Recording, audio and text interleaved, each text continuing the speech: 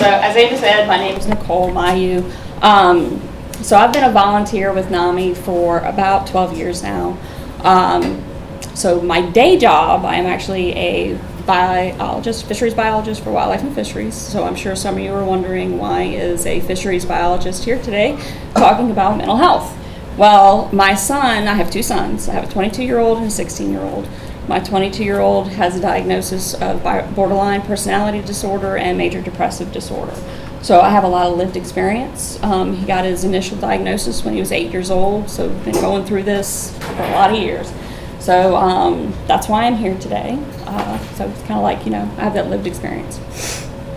So to get started, so what do you guys think of when you think of mental health?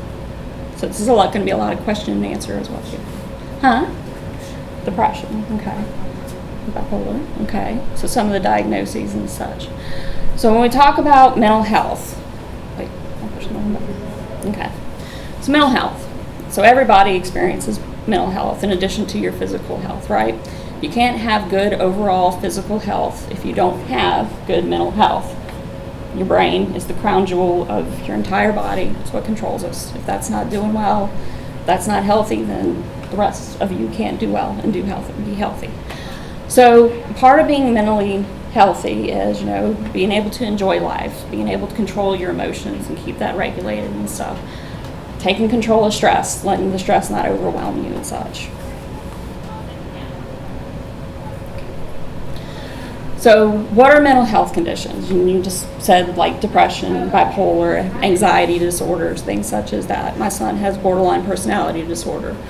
So mental health conditions, they're a medical condition, just like diabetes, asthma, any kind of medical condition that someone might be living with, okay? But they change the way you might think or feel or react to a situation. But of course, they are common, they are treatable. Therapy, medication help in the treatment of mental health conditions. They are not anyone's fault. There's a lot of stigma, there's a lot of blame that surrounds mental illness and mental health conditions, but they are not anyone's fault. There's nothing to be ashamed of. You're not alone. It's a physical condition. No one can control that. And you can still achieve goals with it. You just might have to change your goal setting a little bit, So like I was talking about stigma. So what do y'all think of when you think of stigma? Go back real quick. What do y'all think of when you think of stigma? Negative attitudes and misconceptions. It's a lot of fear, like fear that someone would have towards someone. It's a lot of misunderstanding that leads to stigma.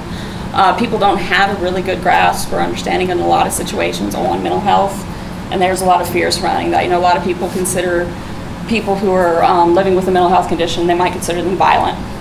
You see a lot on the news, and it's sensationalized that, if someone commits a crime, they have a mental health condition. You hear about that a lot. You don't hear a lot of positive situations where someone has a mental health condition. You don't really hear about that. So media and people hear about a lot of negative connotations go along with that. So that's kind of that stigma situation that you end up with. So it is the number one biggest factor in why people don't get treatment.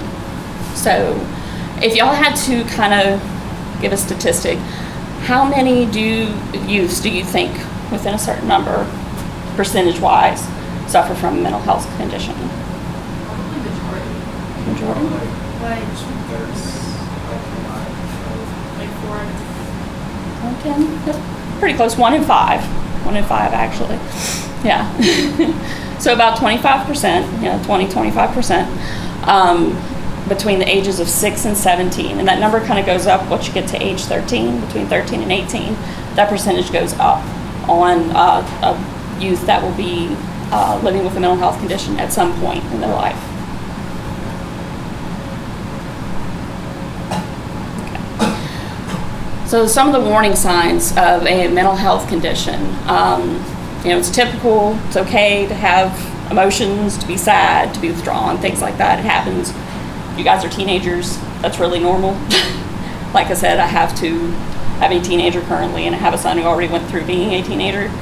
So that's normal, But if you're sad, you're withdrawn, you're isolating yourself for more than 2 weeks, And this is a situation, not only do you want to kind of have some self-awareness of what's going on with you, but if you're noticing it in a friend, talk to them about it, let them know about it. We're going to kind of talk about that, how to approach somebody and such like that. Risk-taking behavior, substance abuse, alcohol use, drug use, things like that. Someone who isn't necessarily taking part in that, and then they start doing that, that's a big warning sign. Having a real sense of fear that comes out of nowhere and it's just really overwhelming in their life. Seeing or hearing things, having auditory or visual hallucinations, any kind of delusions or anything like that.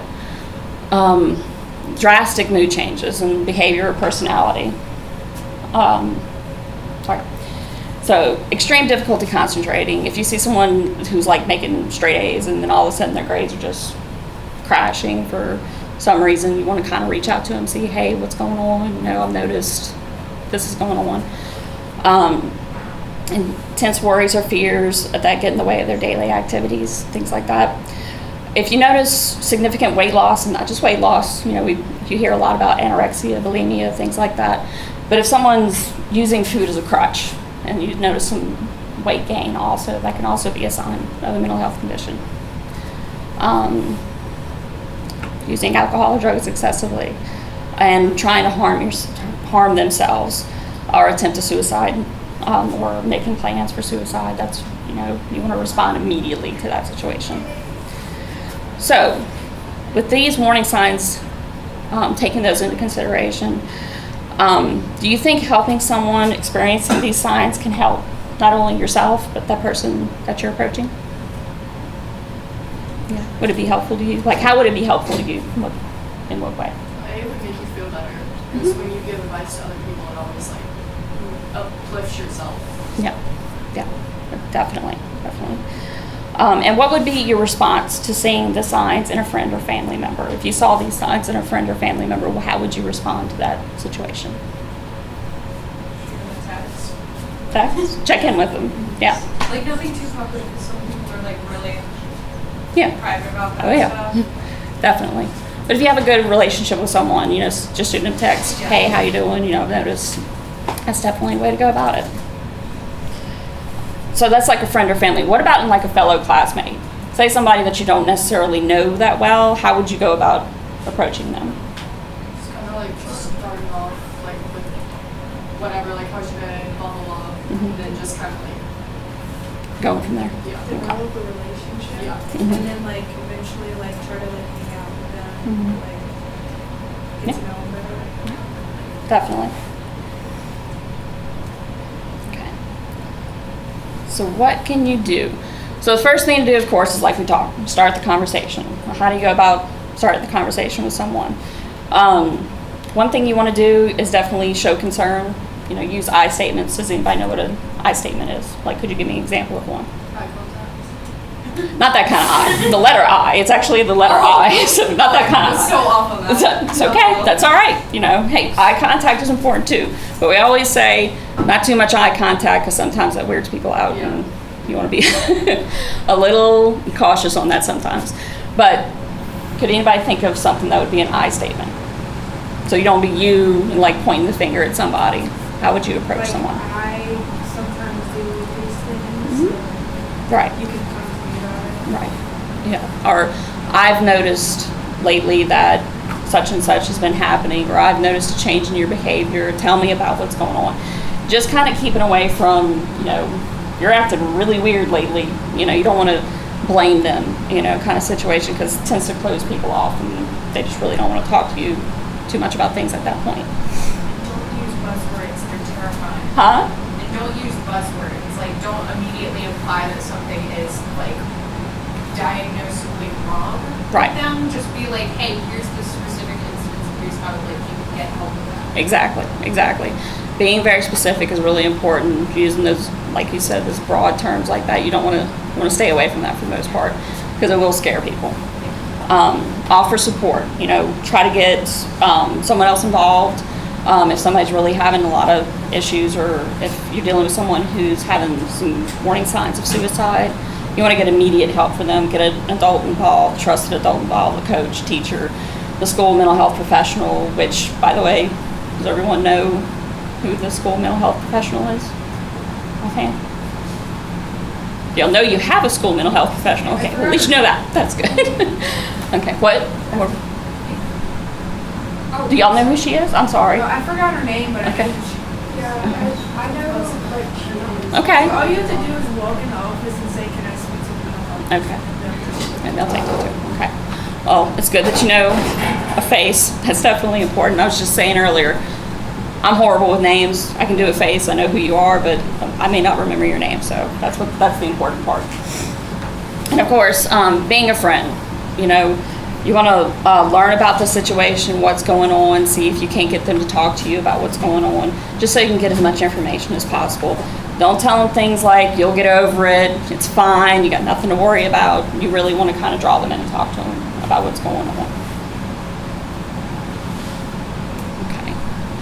So, warning signs of suicide. And in these situations, you of course want to get help immediately for someone. Time is of the essence, especially if someone is planning, has a plan. It's really important to get help as soon as possible for them. And this doesn't necessarily have to be an in-person interaction. From personal experience, so how many of you guys are on social media? Okay, perfect. Pretty much everybody. Right. So, you know, there's a lot of negative conceptions on social media and how it's used, you know, but there's a lot of positives to it as well. Being in communication with each other on a regular basis. My son posted something, I believe it was on Snapchat, about, you know, having suicidal ideation, you know, planning a suicide. That friend reached out to me, texted me, and we were able to avoid a situation that could have been, you know, really serious. So it definitely has its positive points. Yes, it has some negatives, but, you know, everything has positives and negatives. So just be smart about using it. So some of those warning signs that we're talking about. So talking about, writing about, or drawing about death, anything morbid, anything like that. Talking about having no reason to live or being a burden on society, their family, things like that. Not being here tomorrow. And sometimes you have to pay really close attention because it can be very subtle. Like if you ask somebody, say like, so are you going to homecoming? And they're like, I don't plan to be around for that. You know, it can be something as subtle as that. So just kind of have to be really aware of things. Because, you know, you hear a lot of times people say that they didn't have a warning for if somebody was going to attempt suicide or complete suicide. So it's those really subtle things that you kind of have to be aware of. Feeling hopeless, desperate, or trapped. Giving away possessions, that can be another subtle one as well. I know my son, when he was younger, his thing, he would take his possessions and he would just smash them or destroy them or something like that. That was his way of kind of one of his warning signs for that. So, and behaving recklessly, alcohol abuse, substance abuse, things like that. And once again, it is very important if you notice any of these signs, get help immediately, get a trusted adult, reach out to somebody, call 911, get somebody else involved as soon as possible. Especially if somebody says they have a plan, you know, and it's okay to ask them, hey, do you have a plan? You know, if you ask them directly about it, it's not going to they're already thinking about it, so you're not going to be like just putting ideas in their head. So think about it like that, you know. So what can you do? So ask them directly, are you thinking about suicide? Are you thinking about killing yourself? Why do you think it's important to ask it directly like that and not be like, are you thinking about hurting yourself? Any thoughts on that? People can have suicide without sugar, like self-harm. Yeah. Those questions are easier. Yes, very much. Exactly. If it's more direct, it'd be some little room to go around it, hide. Right. Basically what she just said, Yeah. but Yeah. I was just trying to add on to the question. Yeah, of course. Or answer, but That's fine, yeah, but definitely you want to be direct. You don't want to give them room to kind of go around that question at all. The other thing to think about is someone who's thinking about attempting suicide or completing suicide or has a plan, they don't necessarily thinking of it as hurting themselves. It's a release. It's a way to get out, especially if they're feeling trapped or isolated. So that's why you ask them directly, are you thinking about committing suicide? Are you thinking about killing yourself? So it's kind of a scary question to think about asking someone, but it can save their life because that way they don't have any wiggle room on things. So don't leave them alone. If they say yes, don't leave them alone. Call 911, get help immediately. And don't keep suicide warning signs a secret. If you see them, notice them in someone, reach out to someone.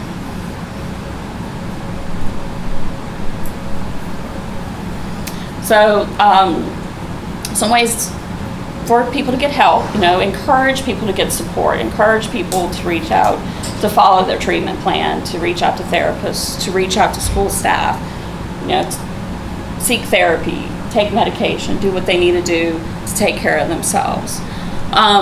Positive coping strategy. Earlier we kind of touched on negative coping strategy would be drug use, alcohol use, things like that. Those are negative coping strategies. So what are some positive coping strategies that you guys have? How do y'all deal with stress and anxiety and such? Dance? Okay, there you go. Music? Do you play a specific instrument or sing or anything? Awesome, okay. That's okay. How do you deal with stress? Read. Read? What's your favorite genre of stories? Fantasy. Fantasy, awesome, okay. How about you? Sports. Any particular one, or just all encompassing? Okay. Cameraman? Huh? Music. Any specific instrument? I sing. Sing? Choir. Awesome. Okay. Baritone. Where are you at? Bass. Bass. Okay. Awesome. Okay. And you said dancing. Okay. Yes. How about you? Painting. Or school. Or schoolwork. School. Really? I would not have expected that answer. Sometimes, like, all my other thoughts, they get like crazy that like focusing on one specific subject. The structure. Yeah, definitely. Off a list sometimes, like it just feels good. Yeah, it feels good to complete Or like something. cleaning my room, Yes. Just like making your bed. Yes. like freshening up like your area. I rearrange my room a lot. Really? Okay. A lot. Okay. I get that. I totally get that. Disorganization just makes chaos. So yeah, getting things nice and neat. Yeah, I can see that. Definitely. How about? I know you kind of, but yeah. Yes. What's your main thing?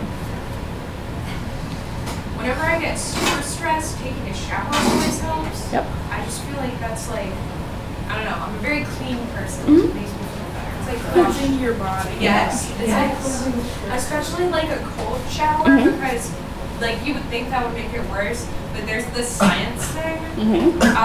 You have something called the vagus nerve that's Mhm. responsible for your panic response, Mhm. and if you can dampen the panic response by putting ice on it Yep. or by taking a cold shower, which is something that I do whenever I feel overwhelmed. Yep.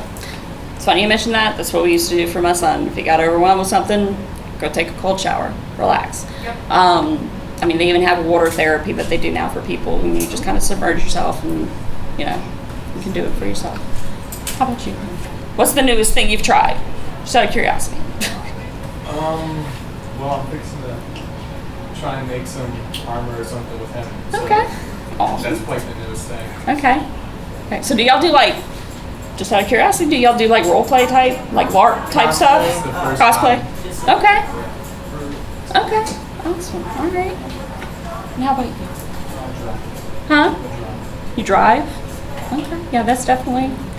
I don't commute so much anymore, but I used to love when I commuted. I have commuted to Baton Rouge. That was my zen time. So, dance. What kind of dance? Or everything? Everything. This is gonna sound really nerdy, but solve Rubik's Cubes. Hey. I mean, I actually can do like 15 cents or something, but something's help get stuff off my mind. Uh-huh. Just helps me chill. Helps you focus. He's a beast at Yeah. Rubik's Cube. Really? Yeah, I would like to actually see that. I have videos of me at competitions and stuff. Uh-huh. I've actually kind of, but I'm not gonna show it Okay. right now because You there's can a show it to me presentation. afterwards. I'll show it to you after. Yeah, definitely. But hey, I like I can that. see him in the background just don't show it. Don't show it. And he doesn't like to admit it, but he's a good rapper. He what? He's a good rapper. Well, Okay. He hates when I say that, but he actually is. Okay. well, I guess it's true. It's just I like to say when I'm comfortable. When you bring me into it, I just get terrified. So you kind of like it's your own thing. You wanna do. I guess. Yeah. Okay. Awesome, guys. I like going into stuff when I know I have a plan. Gotcha. So you kind of like that structure too. Yeah. Yeah. Clipboard. Everybody needs All right. So you guys kind of all touched on this: getting enough sleep, exercise, healthy diet, journaling or writing, listening to music, staying active. Sounds like you all kind of do that. So, and y'all are here today, so I'm assuming y'all stay pretty active. So. So how can you help a friend? And we kind of touched on some of this. Recognizing the warning signs and then sharing your concerns, not only with necessarily an adult that you think you need to bring into the situation, but sharing your concerns with the person that you may be seeing some signs or symptoms. So making sure that you talk to them about it first, just so you can get a little more of the story. So if you do have to bring in some more help, you can kind of explain and elaborate on that situation a little more. So talk to a trusted adult if you're seeing those warning signs. Share resources and support. I have stuff out here on this table that you guys can take. Nami, we've got a little brochure for them. Feel free to reach out to them. There's apps, there's different types of apps and such. Just make sure they're trusted apps. There's like Talkspace, and what's the other one? What's Up is another one that helps you like track your mood, you can journal in it, things like that. So it's a good thing to help you track along. There's even some apps that are safety plans, kind of guide you through a safety plan. So do y'all know what a safety plan is? Like if someone's having a mental health condition, I see you shaking your head, yes. I'm just curious. Can you kind of elaborate on it a little bit? Thoughts on it? Mm-hmm. Yeah. What would you think would be included in that? So when you're talking about like a safety plan, it's like a written out plan for someone who you would want to contact in case they're going through or having an episode, having a mental health condition, who they would want to contact, their doctor's name, their therapist's name, their parents, just all the contact information so you can reach out to someone and such. My son had one when he was in school. Some people actually have them in the office on hand, so if something comes up, sometimes it does, they can reach out to whoever's on that plan, because if they couldn't get in touch with me, they can reach out to the next person on that list and such. So that's important. And we talked about earlier, checking in regularly, making sure you shoot them a text, hey, how you doing, checking on them to see how they're doing and stuff, and helping them follow a treatment plan. That's really important, especially if they're on medication, because if they miss medication, sometimes they tend to have a relapse, and that can lead to hospitalizations and things like that. And we talked about stigma.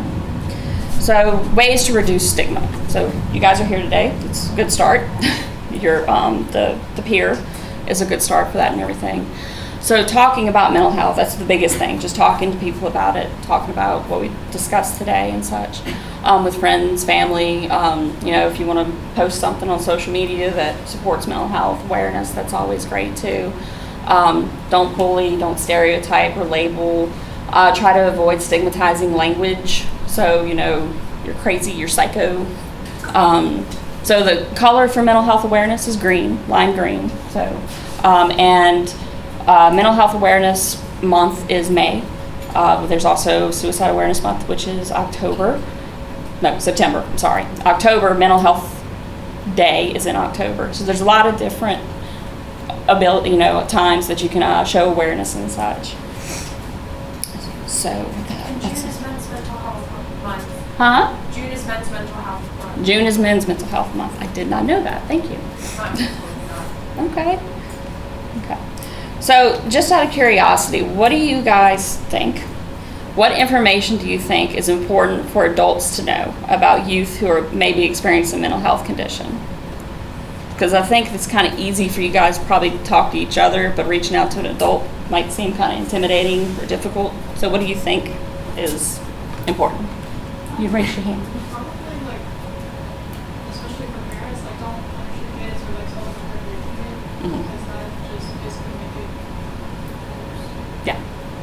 A lot of parents like know their kid, don't genuinely like know how they feel inside, so they're like they assume that you're okay because that's the front that you put on to them, because like parents, they get hurt whenever they see their children hurt. So of course kids are gonna be like, oh, I don't want to hurt my parents by them seeing me this way, so they put on like a cover, I guess. So the parent just assumes that they're fine and that they're faking it and that it's just their kid being a kid. Right. But sometimes like they actually do need it. I've also heard parents say you should suck it up because they sucked it up because they didn't have the resources like we do now. Right. So we should be able to deal with that. So we feel like You can get help. So parents shouldn't just dismiss it. No.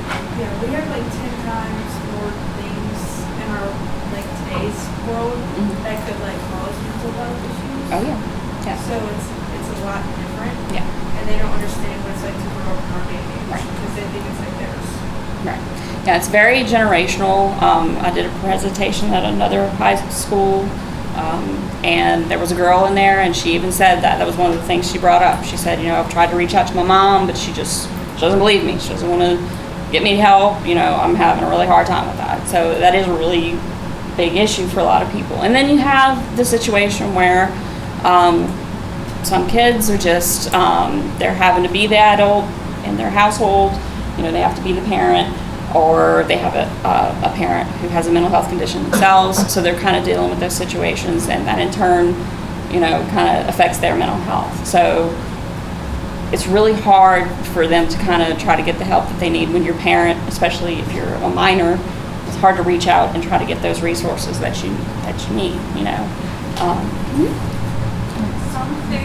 Sometimes the best thing you can do, like obviously there are situations and there are disorders where this doesn't work, but sometimes if someone is upset in the moment, the best thing you can do is let them be for a couple minutes.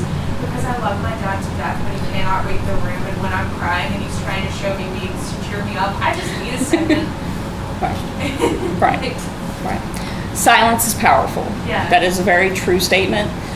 Just sitting with someone in silence can be very powerful. You don't have to say something. You don't have to give advice. And I think that's really hard for parents to get, because we want to fix everything for our kids and try to help them with everything, believe it or not, even though our best attempts sometimes come off and they make things worse. In most situations, we are trying to help out. But yes, that's a very good point. Silence is powerful, definitely.